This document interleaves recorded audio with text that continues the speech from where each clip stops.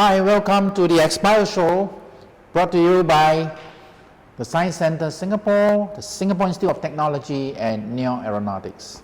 Well, you see this, right? Last week we talked about the smaller drone. It's not really this kind of drone, but a maple tree, and we talk about something called a new concept, digital forest. This week we're going to talk about drone again, but it's not a big drone, it's such a smaller one, but with different applications. And with us tonight is Dr. Tan Chee, and we're going to meet him right now. Okay, Chee, relax. Okay, so this is Dr. Tan. I'm going to call him Chee. Okay, so thanks for coming by and drop by our show and talk about your technology and innovations. And we're going to do it in a very simple way. Talk about what the Singapore government say RIE, Research, Innovation, and Entrepreneurship. We're going to follow that, right? And if the audience have any questions, get ready. You can ask us anytime, post your questions. But maybe we'll let Dr. Tan to introduce himself and what he do. Okay? Yeah. Go ahead. Yeah. Thank you, Prof Neo, for the introduction. Hi, everybody. I'm Chee. Yeah, so I'm Chee. I'm the co-founder of Spinoff Robotics. I'm also currently a research fellow at SUTD, and you can read my biography here. So just want to share with you more about myself and what I do from 2005 until now and how I got involved in this field. So since secondary school and junior college, I was heavily involved in robotics club since secondary one, and participated in all the usual competition that secondary school and JC students participated in, like Lego, National Junior Robotics Competition, Micro Mouse, and the Robo Racer. So because I was really interested in building stuff, testing stuff, solving problems, and actually I think the main thing is troubleshooting. I love to troubleshoot. Yeah, okay. I think troubleshooting is one key skill that a roboticist needs to have. Can I just interrupt a little bit? Yeah. You say Micro Mouse. When do you actually start programming and participate in Micro Mouse contests? Actually, since secondary 2. Secondary 2, right? Yes. You know, when I was in my undergrad, we do Micro Mouse. That's the only thing, right? But you see how society has progressed, right? From undergrad Micro Mouse to secondary school Micro Mouse. As we are much more advanced right now. Yeah. Okay, go ahead. Yeah, and that got me really interested because I really like the process of we've been meeting a problem and we need to solve it. And then I got really involved in this field. And then when I went to SUTD, my goal was that I want to enter a robotics club. But then I wanted to try something new. And in 2013, aerial robotics was really new. Drones, like I think DJI just released only their first Phantom. So that's how new aerial robots or drone is back then. So then I participated in competitions, performed undergraduate research in aerial robots, went to a lot of overseas competition, and then did my capstone in what you see here is an underwater flying robot. Yeah, a drone that can go underwater, can transit into a fixed wing and fly, can also hover like a standard quad rotor. That's interesting. That's something that we need to follow up. Drones that go underwater and then come up again. Yes. Well, it's taking a bath, right, and then come out again. Okay. You can see actually it's the one closest to you with Mr. Ong Yi Kong there. Yeah? Yes. Okay. Yep. Well, we all know that drone fixed wing have wings, so actually wings also work underwater. Okay. Yeah, so if you just adjust the buoyancy, adjust the center of gravity, then you can actually do gliding underwater. Yeah, okay. So that's an interesting concept, yeah. Okay. Where we were trying to explore during our final year project at SUTD. Then I got really interested in this idea of research, which I then pursued my PhD in SUTD. That was in 2016. So then I worked on a lot of industry applied projects, like with NParks to do tree inspection robots, with PUB to do the sewage inspection robot, and then I also work on autonomy part of whatever Shane presented last week, the maple seed robot that we try to give it autonomy. And this is what you see, the one also closest to you, the flying LiDAR, because it naturally rotates, so we can actually, once we put a single laser, it can automatically scan the room. Okay, that's interesting also. Yes. Yeah. So actually you can see my work basically center on, my thesis is on lean sensing and embodied perception, and why this is the thing that I've developed, a methodology and a few guidelines on how do we design and develop lean, lightweight aerial autonomy. Yeah. Okay. And then I graduated in 2021, which is last year, and then now I'm working on research commercialization and also started my first startup, which is Spinoff Robotics with my team, with my other co-founders. Yeah. Okay. All right, great. Anything else? Anything to show? Movies, scripts? Yeah, I'll show you more. Now I'll share with you more what I do and at Spinoff Robotics and more about Spinoff Robotics. Okay, sure. Go ahead. Yeah. Yeah, so actually, what we are really trying to solve at Spinoff Robotics is the problem of high-rise, large-scale cleaning. And I will just use maritime as an example to show you the scale of this problem and the difficulty. Yeah, so in the maritime sector, there are something called the bulk carriers. These bulk carriers, they constantly ply our seas and then they transport loose cargoes. So these loose cargoes needs to be, the cargo need to be frequently turned around at port, and then doing this turnover fast is key. And during this turnover, the cargo holds that hold the cargoes, they need to be regularly cleaned. But the problem with this thing is that this whole process, as you can see, is costly, inefficient, and they are often very dangerous because they deal with heavy machineries, and then human operators need to work at heights. So how they actually, okay, so you have this crane. Yes. So the crane is outside or inside the cargo hold? So this crane is actually inside the cargo hold. Inside the cargo hold. Yes. And then they move up and down. Is that how many stories? The cargo hold is about 30 meters high, so that's about 5-6 stories. Okay. Yes. And how do they clean? They use cloth to wipe or what? So they actually use water to clean. So there's a water pump that pump high pressure water to the, then it's piped up to the human operator. Then the human operator then will do the manual job of targeting where is dirty and cleaning it. So it's just like you're cleaning the floor, the jetting kind of process? Yes, correct. It's like cleaning the floor, the same kind of jetting, maybe a lot higher pressure, and then applied at high rise, like how they clean the building, if you can think about it. Okay, sure. So actually this problem is, like I mentioned, is costly, inefficient, and dangerous. So this cost of each cleaning actually costs about $30,000 to clean each ship. And then this whole process takes about 800 man-hours or about 4 days to turn over one entire vessel. And then because the vessels, they only make money when they're plying the seas. Right. So this downtime actually incur them revenue loss about $60,000 just by 4 days of cleaning. So actually the overall cost, if you add up, is almost 100K each time they clean the ship. Yeah, if you take into account the earning loss. And the last part is that, of course, it's dangerous, right? Because now falling from height is among the top 3 causes of fatal workplace injury, and this happens really often. Human operators go up, they get a bit complacent, then they try to relax a bit on their safety, but then they fall. Yeah. And what Spinoff Robotics is really trying to do here, just using this cargo hold as an example, is to really automate and replace this whole process of using heavy machinery and human operating at height with our unique and proprietary aerial robotics technology. And this will replace the human, the heavy machineries, and then we can be cost effective, we can be efficient, and then we can be safer because the drone actually replaces the job of a human that is doing the cleaning. And no human needs to be working at height. The human is just at the ground level controlling the drone and then just monitoring the cleaning process. Yeah. Okay, sure. Just a bit more about what we do, about this whole automation thing. Because now the good thing is that now you have a drone, then the drone are equipped with sensors, camera sensors. It can actually automate this process of finding where is dirty and where is clean. Yeah, so it's basically really automating this entire job of what a human need to do, right? Last time the human go up and they see, oh, this dirty, I jet here, this dirty, I jet here. Yeah, and now the drone we apply advanced data analytics, we give them some training data, train where it's dirty and clean. When the drone go up there, it knows, oh, this is dirty, I will jet here, this is dirty, I will jet here. Okay. Yeah, so we actually do a pre-inspection of the place first, so that we can optimize this cleaning, so the drone know where is dirty, where is clean, so that it can plan its route properly. Like, oh, because this is more dirty, I spend more time here, here is cleaner, then I will spend less time there. So you just do a quick sweep. Yes. Then your imaging algorithm or the AI say, okay, there are 10 spots, and then after that, then you start go jet, yes. Right? Okay. Yeah. So that needs to be really fast because the drone really know where it's dirty, you know where to spend time on. And then the good thing is that because now you have vision camera on board, this whole process is auditable. Because last time the human go out clean, nobody knows whether it is really clean or not, or like who judge that this is clean enough. Now we have vision camera, we can store and save data. We can say that yes, we have done the inspection, and then this is the record. Yeah, so we actually make this whole process auditable. Yes. Okay.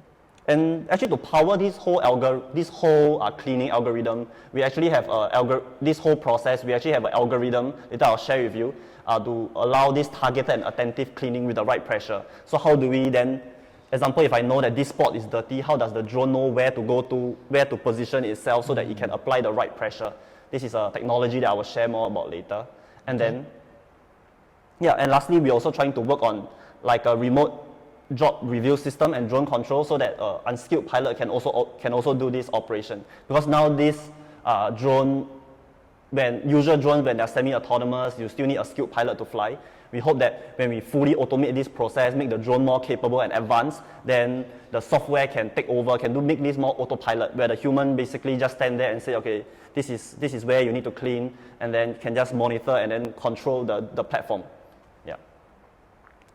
Yeah. So actually we have, unlike other drone companies, well, there's a lot of drone companies out there, right? So what we really distinguish us from these drone companies is our this proprietary patent pending algorithm that we have to be able to apply the water with the right pressure and at the right spot. So precise targeting and then precise fluid pressure control.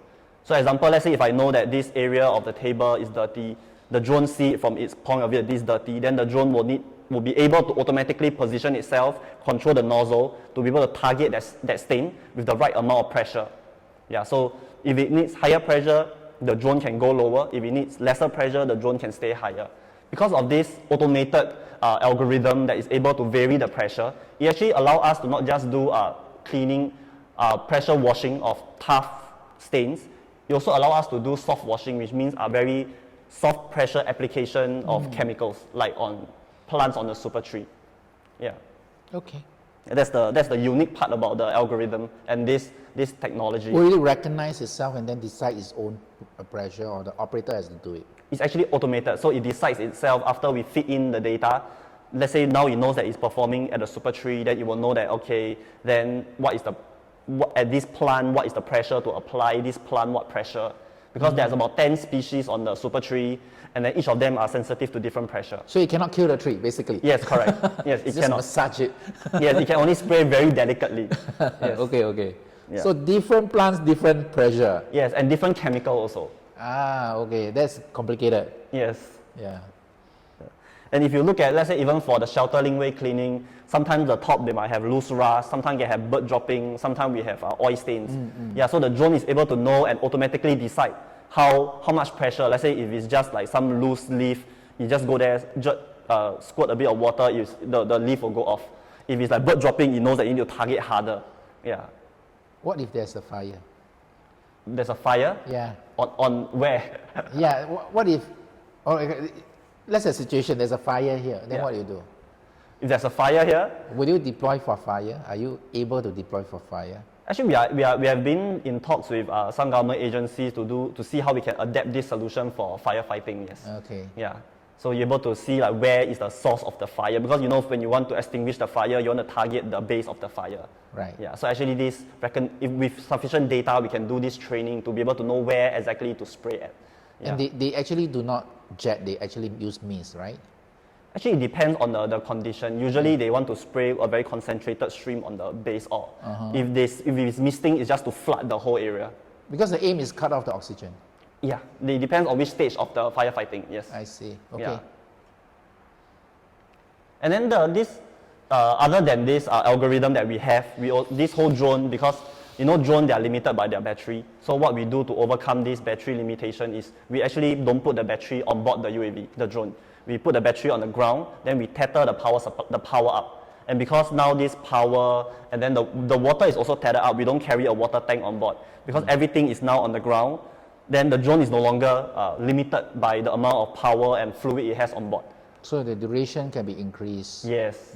Yeah. So now we actually can operate about up to 3 hours, 1 to 3 hours, depending on the amount of the size of the battery pack we have on the ground and the source of the water that we have.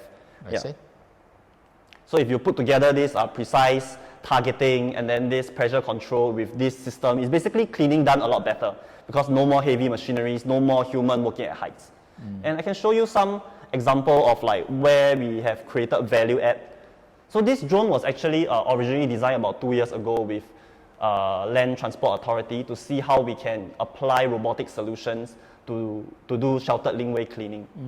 And then over 2 years, we developed this drone and showed that for a traditional process that require about 4 people to do cleaning of, let's say, a low access area, using ladder, high access area, they usually use a cherry picker or a lorry crane. So the amount of manpower is about doubled there. Yeah. So with the drone, you can see that we greatly reduce the number. We only need 2 person, and then we can do this. We can replace all the previous processes. So it's about up to 50% in manpower cost reduction. Yep. And then now we're also talking to LTA to see how we can be connected to their partners so that we can roll out this solution island-wide, because it's really a lot of savings and it's safety improvement, and safety is something that is really key nowadays. But don't they say the drone itself is dangerous? You try to be safe, but this is dangerous. Yes. So how you ensure safety? Yeah, so actually the one thing that the tether is very good at is that this tether, because it also serves as a safety harness. So that's number 1. The drone can't fly away. And then number 2 is with automation, the drone can learn that when to land, how to land safely. That's number 2. And thirdly, for the way that we work now, there will always be a safety pilot. Yeah, the safety pilot will ensure that this drone is not behaving rogue.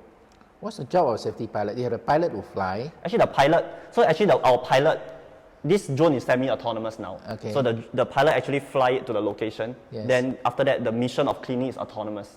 So then the pilot become a safety pilot. Oh, I see. Yeah. All right. He just stay back and then just see, okay, everything is behaving good, then I'll let you do his job. But then, let's say maybe the drone is like making some shake, not behaving, then the safety pilot will take over. I see. Yes. Okay.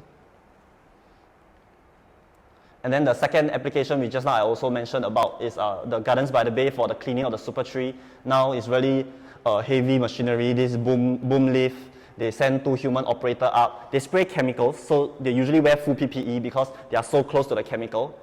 And then these workers that is at heights, they need to go for regular health checkup to make sure that they are still healthy even with this exposure of chemical in the PPE. Ah, okay. Yes. And then you have a Must human. wear a mask, right? Yeah, full PPE. So it's really Full PPE. Yeah, full PPE, suit up in white, then mask, everything. Because you're spraying chemicals. Yes. Yeah. Okay. And with the drone, there's no more human that is so close to the chemical anymore. Yeah, okay. so the potential benefit is also in terms of the insurance and the regular health checkup that the workers are currently going through. Yeah, other than of course the no more human operators working at height. Yeah, and so now the exciting news is that we are trying to work out a pilot with Gardens by the Bay to see how we can quantify all these savings in terms of productivity for Gardens by the Bay. Yeah, and we are having a very good discussion, and we hope to close this discussion with a pilot. Yeah, to quantify all this, and then hopefully next time you go to the Gardens by the Bay, you will see drones cleaning the tree, watering the tree, applying chemical and pesticide. Yeah. Okay, that's exciting. Yes. I think we also have a lot of gardens, like NEA has a lot of gardens, got parks. Yeah. The trees are very tall, so I can also go and do something. Yeah. Okay. So Gardens by the Bay, and then we can also think about, let's say, green facades. Nowadays, a lot of buildings, they like to add plants at the balcony, have a nice green wall. So these are also areas that once we are able to, once we can deploy our solution and validate that this works very well, then we can also move into the vertical greenery landscape, how to deal with all the green facade that is coming up nowadays in climate change. Right? A lot of buildings trying to be green, they put green walls and stuff. Yeah. So there's an area that the whole landscaping sector. Yeah. Okay, that's interesting. Is that your last slides? I still have more, but I think this is good. Okay, you want to review a lot. So maybe for the audience who are listening in, if you have questions, feel free to shoot the questions, and then we'll get Chee to respond. So maybe we can discuss slightly about from your journey, because we're also targeting students, whether they are secondary school students, but people interested in STEM career, innovation, and then entrepreneurship, right? So you epitomize this group of people, this category of people, right? Study and all the way on the entrepreneur. Never work for people, so-called. Huh? Yep. All right. So maybe we start with the research first, right? So what trigger you? I mean, you mentioned a little bit. What trigger you so much interest in study of science and technology? Yeah, actually, I really like science and tech because, I mean, science in general, like physics last time, because it's really intuitive. Okay. and I can see real world applications of it. And with nowadays, with a lot of rapid prototyping that is going around, it's very easy to realize something you want to create. Example, like I have an idea, I can go to a fabrication lab, use the 3D printer, use the laser cutter, and I can build something really fast. So it's actually an instant gratification that I enjoy. Like then when you have a problem, you see that something is not working, you can immediately redesign some part and then immediately like solve it. I see. Yeah. So it's interesting, right? Because your generation talk about instant gratification. I mean, a lot of instant gratification is gamification, right? That kind of thing. But this instant gratification is I can create the object that I want, right? Yes. Anytime using 3D printer. Okay, that's interesting. All right. So maybe talk about your research career. I mean, you finish your undergrad, people normally going to get a job. Why you do a PhD? Yeah, actually, when I was in undergrad, I worked on a lot of undergrad research. So that basically trying to figure out how to, last time my interest was really about autonomous drone, how to make drone autonomous. Okay. Then I spent a lot of time doing a lot of trial and error, finding the right parts, coding the right things to make things work. Then I managed to, as I do all this research, I actually got in touch or worked with a researcher in the lab. Yeah. And actually I found out that PhD students and researchers, they actually do similar stuff. It's just that they have a more systematic way of doing it. Okay. And that's the thing that got me like, last time I always do things the haphazard manner. I don't know how to, I basically just trying based on my gut feel. Okay. But then in research, it's actually doing the same thing. So it's actually, I'm trying to do whatever I'm interested in doing, but in a more learning a systematic way of doing it. Yeah, so for example, right, in secondary schools or whatever, we do science experiment. Yes. And we do hypothesis. We do, and then we do design the experiment and we get the results out, right? Yes. But most of the time we know the result. So it's like, I was like, is this really a hypothesis or is just a statement that that is already been proven? So what's the difference between the hypothesis that you've done in your science experiment in schools versus the PhD hypothesis? So actually a lot of time when we do the PhD, the hypothesis, right, we really don't know that it will work. Okay, that's the difference. Yes, yeah, and we really do a lot of experiment and then a lot of iteration to make sure that we can get it to work.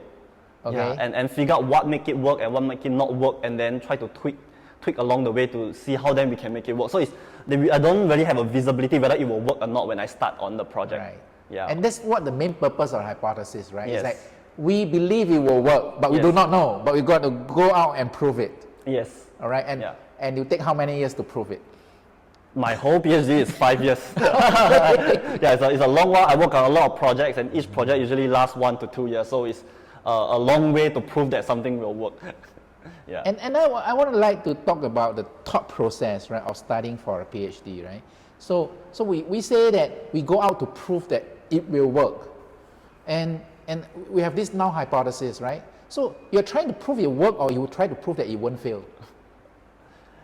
We're actually trying to prove that it will work, but we're also trying to prove that it won't fail, because we are trying to give like it will work within a certain repeatability. Right. Yeah. Right. When we try to give a repeatability, make sure that the research and the experiment is repeatable, we actually also prove that the chance of it failing is not there. Yeah. So a lot of people won't understand that when you're doing research, right? They say if you want to prove it works, it's relatively easy. Yeah.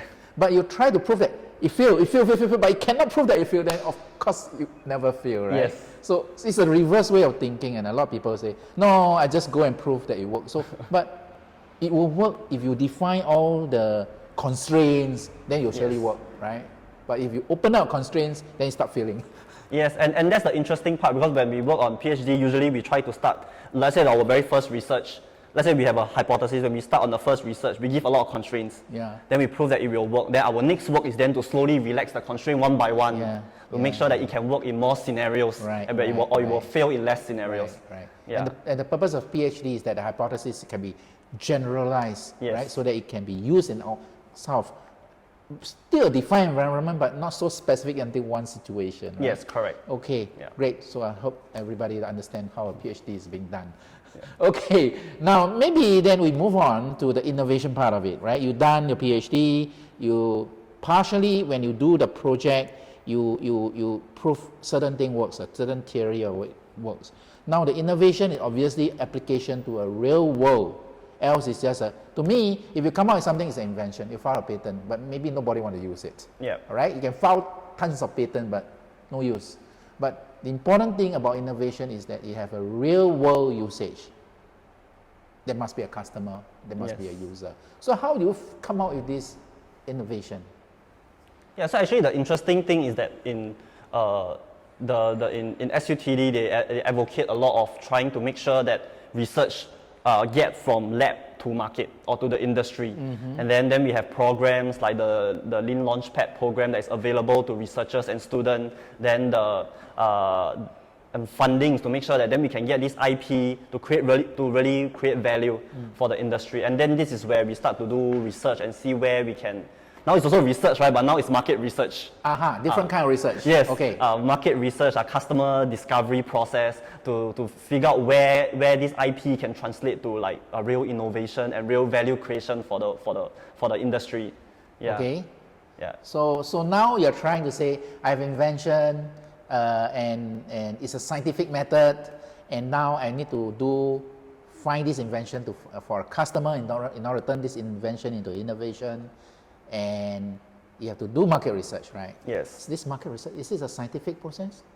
Actually, the market research, you can call it a scientific process, because the whole, after I learned all this entrepreneurship stuff and market research stuff, actually I found out that it's very similar to design science or design thinking. Yeah. Firstly, you empathize, so there is a method to it. You empathize with the customer, find out their problem, try to figure out the problem statement, then validate their pain point, validate their needs. Yeah, so actually this whole, then after that, create a prototype, then check whether the hypothesis, which is there's this need in the market, there's this pain point, then see whether your prototype addresses this original hypothesis that there's this gap in the market and this is what the customer is looking for, and then finally delivering a prototype. It's actually this whole design process or this whole customer discovery process or this whole startup process is very similar to the scientific method. Yeah, because it keeps talking about hypothesis, right? Yes. We only science, then we use hypothesis. Yes. So basically, the scientific discovery process or the scientific method come up with a hypothesis or assumption where you design experiment to test it. Yes. So in that sense, we go into not the physical science research, but social science research. Yes, correct. Right, still science based, right? Yes. It's not like I tikam, I think this is a customer, Yes. But we have to say this is a customer, it's a hypothesis. Let's go and validate whether they need this machine or solutions. Yes. All right. So that's where actually all this testing with the Garden by the Bay is trying to validate, this customer which belongs to this market segment, this category, and then okay, then we say okay, there's a market here. But you have many pilots, right? Yeah. So now you have the dilemma.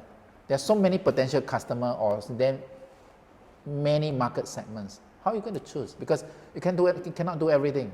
Yeah. Yeah. So how are you going to choose a market segment? So actually, for us now, it's a difficult question, also difficult to answer. For us, we are, of course, as a startup, as a company, we do want to aim for the biggest possible market size to be able to attract significant investment. But we also need to make sure that we have revenue to continue running. Yeah. Yeah. So we are trying to do both simultaneously, making sure that all these pilots are actually leading to the final outcome. Yeah. Like example, even though we do pilots with Gardens by the Bay, do pilot with the Land Transport Authority to do sheltered linkway cleaning, we are actually developing the technology that will in the end will still accumulate to be able to apply for the maritime industry. Okay. So these technology development are all applicable. So we try to make sure that our whole the development, our software, they're all when we develop it, it will be we are planning the correct technical milestone to lead to the main market that we are trying to enter. Yeah. Okay, that's very good. Right? So when you talk about, let's say, from research to innovation, now you say this is the customer, we are doing pilot for them, and we'll see whether that at the end whether we can pursue them, right? So we come to the entrepreneurship part of this whole discussion, right? So from a PhD to a business guy, right? Yeah. How does it feel? It's definitely hard trying to understand things that we are not familiar with, and getting asked tough questions by people that are in this industry for a lot of years.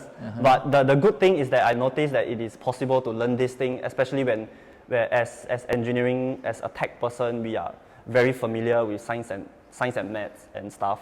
And actually this stuff, given if you attend enough courses, is quite easy to pick up. Okay. Just share with you I actually have some Great slides at the back to share with you this. So actually we participated in a few accelerator programs, so to pick up this business aspect of stuff. Yeah, because we are tech person, we want to make sure that this startup is viable. So we participated in the SmartPod Challenge. Actually this is an accelerator program run by MPA and by NUS Enterprise. Basically we spent a few weeks doing boot camp on all the essential things of business, valuation, how do customer discovery, then doing our milestone planning and stuff. And quite interestingly, as a young startup to join this, among 150 global applicants and then 16 finalists, our company, which is Spinoff Robotics, can emerge second runner-up, which means that for a full team of tech people, it's quite, okay, I'm not doing bragging, I'm trying to say that it's easy, it's possible to pick up this entrepreneurship, business aspect of entrepreneurship stuff, if you're a tech person. Okay. Yeah. Yeah, and other than this, of course, we also participated in other accelerator, which is the one that with Prof Neo, right, that we done at SUTD, the Arise program. Yeah, and I would think that this, given if we were willing to upgrade ourselves, is actually pretty possible for a tech person to pick up business aspect of entrepreneurship. Yeah. Okay, so what do you think should be from tech to entrepreneurs, right? So actually, what do you want to do? You want to run a business, or you want to be a professor? Actually, I'm more interested to be in the industry. Yeah. Why you study a PhD? The exciting thing about the SUTD PhD program was that all the projects that we do are all industry linked. Okay. Yeah. Okay. So when we work on the project, we know where is all the projects that we have been working on, at least in our lab, are all industry funded. Yeah. So we actually see the application. Yeah, so I think we got to sort of take away the misconception that when you do a PhD, it means you must be a professor. It's not true, right? Because, well, there are a lot of people, especially when we move towards a knowledge-based economy, knowledge-based or innovation-driven economy, where you can produce, you need a lot of technical knowledge, right? Vaccines or whatever, you need a lot of knowledge in the people who are well-trained, deeply trained to come out with this type of stuff, right? So it's not necessary, what they call a PhD means a career in academia, because academia, if you like to do research for the rest of your life, reading papers, staying in the lab, then probably that's, and also teaching at the same time. But if you want to go to the industry, you want to come out with new things, products that sell, then probably that is also a good path, right, of being an entrepreneur. So dispel the conception is PhD means must be a professor. Yes. Yeah, but eventually, of course, you can teach, right? You got the technical knowledge, know-how. Now, so what do you think should, because you never work in the industry, right? And therefore, what is, become an entrepreneur? What really do you think is lacking that you need some existence or some competencies that you acquire? What is lacking to become a holistic entrepreneur, in your opinion? Actually, I think a lot of, I think as I got started quite late, right? As an entrepreneur, I started only in recently, but after I graduated from my PhD. I think this whole thing about trying to create an entrepreneur is really about the ecosystem and getting exposure to this ecosystem young and early.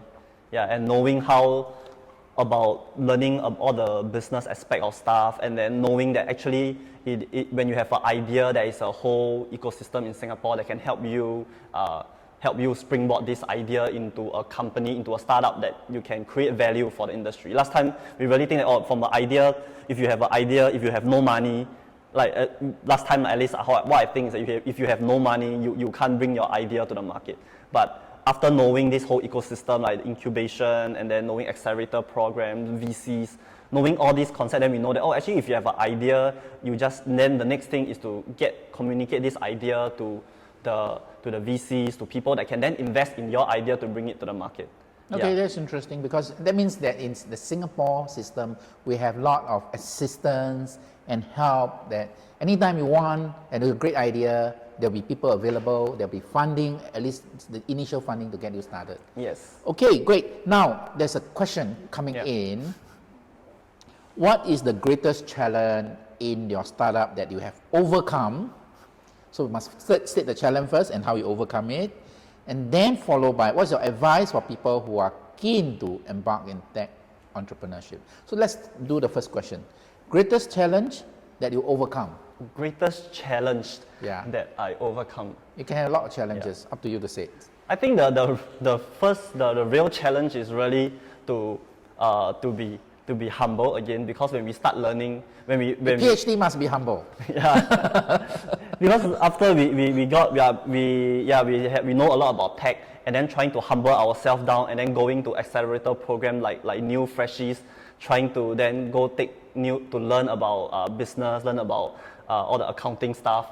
This is, I think, is a real challenge. Also physical, mental challenge for a lot of people to overcome that. Yes, now you need to put down your pride that people will be telling you, there will be people younger than you teaching you they're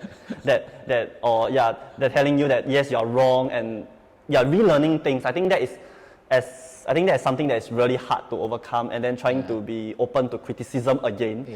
And I think and really overcoming it is really just to stay open-minded, and then just be humble and open to learn things again, and then receive new information. Yeah, I think that's the humility part of it, right? That's open to say that, you know, I do not know everything, that some people got something maybe younger than me, or maybe not an expert in my field that can teach me, right?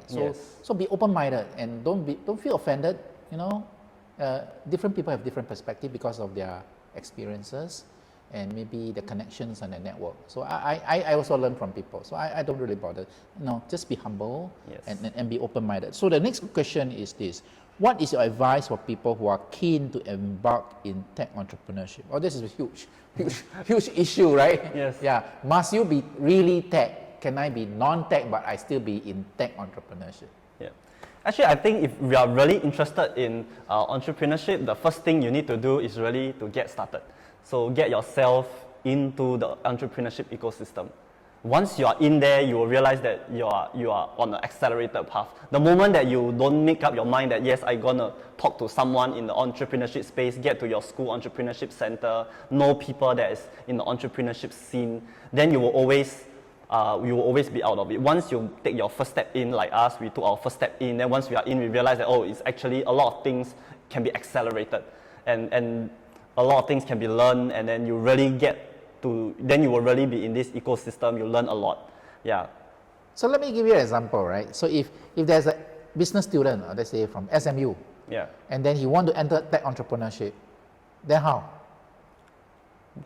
I think first thing is, I'm definitely sure SMU have their own entrepreneurship center. Sure. First thing is get there, and then once you get there, there will be startup that need that tech startup that need business people, and then that's how you get matched to startup, work in startups, or you can, or if not, find an internship in a startup. Then you will also be able to enter this scene.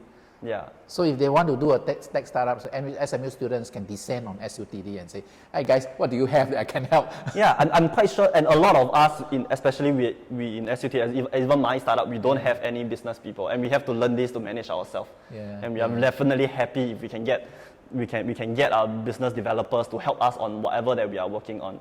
Yeah, the whole startup is holistic, right? You have the tech people working on tech development, and then you have the business people working on the business development. So, I think SMU and SUTD also have a sort of joint degree kind of thing, right? Yes, correct. So you can always interchange. I think that's the best part, right? To use the strengths of each and to work together. So I think in the case of the business student, it doesn't really matter. It's whether you're interested. Yes, correct. If you're interested, you can go to any of the Houston Singapores who have technology, and then just approach them, right? So that would be a great collaboration or partnership. It's just the Singapore ecosystem. Yes. Okay.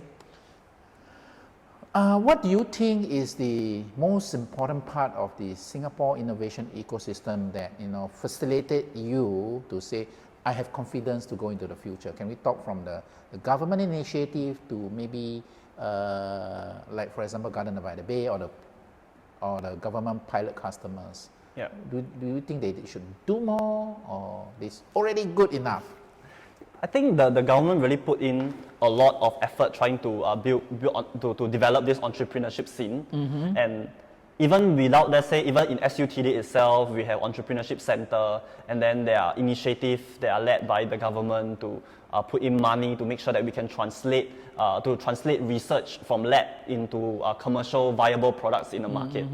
And then even when we reach, even if let's say we exhaust those funding, then there are grants that is led by the Enterprise Singapore or Startup SG that will provide funds and grants to then give you the additional amount that you need to do the next development. So let's be specific, right? The government give grants, right? Yes. And as far as your knowledge is concerned, right?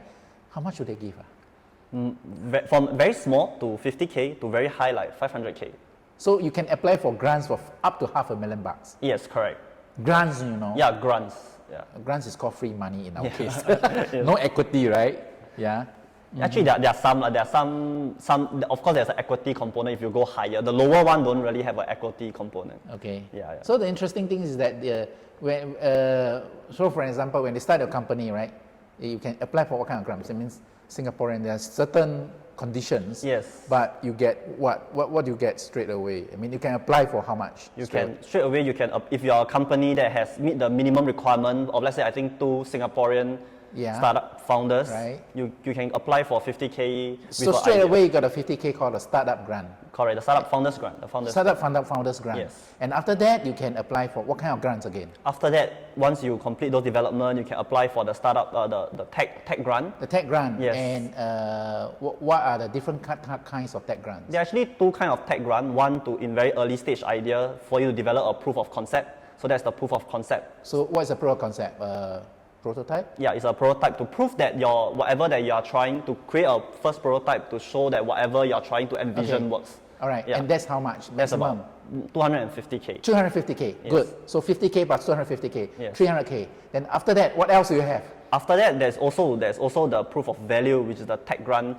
The other part of it, that is up to 500K, and then that one is for you to validate whether your idea really works in the market. All right. Like the business viability, the commercialization aspect of it. So you start with 50K startup, and then you build a prototype 250K, and then you find the customers, right? Yes. So that's the proof of value, right? Yes. So that's 500K, right? Yes. I mean maximum lah. Of course, it depends on cases, right? Correct. So 50, 250, 500.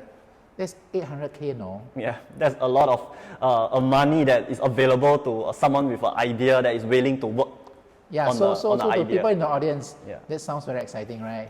No, I didn't go through all this with Chee Hao because frankly I know it. I sit on some of the panel who approve the grants. But I have to try to tease out the numbers so that we really have a lot of opportunities in tech entrepreneurship to come out with the government has grants for you to help in the innovation part. Right? Yes. Okay, interesting. More question coming out.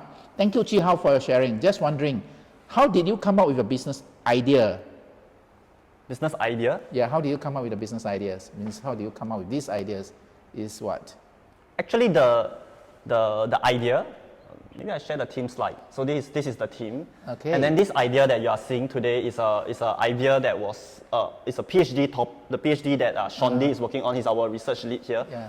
So we are working, so just like I mentioned that we are working with Land Transport Authority to develop this drone to do sheltered linkway cleaning. So Shondi was he's the project lead, and then he created this thing.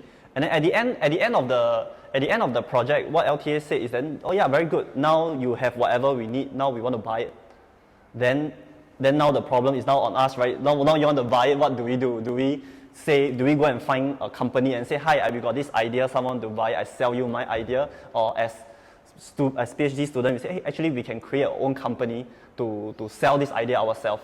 Yeah, because it's our baby, right? We created this from scratch, and then to be able to bring this to market is really like seeing a baby grow up and then able to enter the industry. And then, yeah, actually, so this business idea was also part of an opportunity that happened. And then when this opportunity happened, that someone wanted to pursue further interest in the research, a prototype that happened, then we managed to get into the ecosystem, the startup ecosystem, which is, then we entered the team, we entered the Lean Launchpad program to explore our customers, and then enter various accelerator programs, and then apply for grants to then translate this business idea into like real market products. Yeah. So the next question is a very general question. You say, what do you think is the best way to generate business ideas? Best way to generate business idea? Yeah. I think it's really to speak to people. Speak to people to find out what. What is the problem? What is the problem, Yes. right? So what is the technique to figure out what is the problem? Actually, the technique to figure out in the whole, it's called customer discovery process. It's basically just to ask, right? Go to someone, empathize. Yeah. Go tag along with him in his work and ask him what is his difficult stuff that he's facing in his current operations. Right. And then try to quantify and then see, is this a repeated thing that keeps happening? Is it a problem that is of a large economic scale? Yeah. Then from there, then you try to then see how to address that So problem. in your study time, right, in SUTD study, right, when you use empathy, right, you use the word called empathize. Empathy, understanding customer.